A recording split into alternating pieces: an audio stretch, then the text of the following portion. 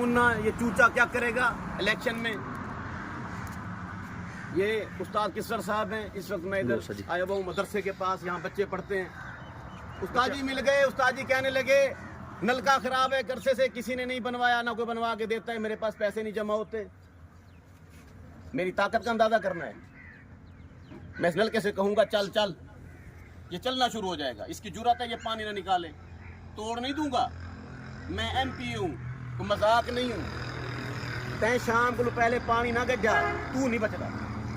मैं बूढ़ा दे इंदी जाते वाल मोटर लगा दे, तो मैं कल आ गई तो नलका लगा दे के मोटर लगा दे। नलका चल चल भी, नलका तू चालू थी 15 मिनट तू चालू हो, मैं ये हुक्म करो। कोई लारे नहीं, कोई वादे नहीं, मैं MP बन सा, मैं थोड़े काम कर रहा। मेरे को आज दसो, मैं आज करें कल कह डिठी पत्ते जींदे हूँ, पत्ते रगड़ दिते बनू, कोई परवाह क्या नहीं। तू समय को काम आज दसो, तो काम आज थी सी नलके को माची में ना आज तक पानी ना गटे, शाम को तू कप ठीक है ये हुक्म।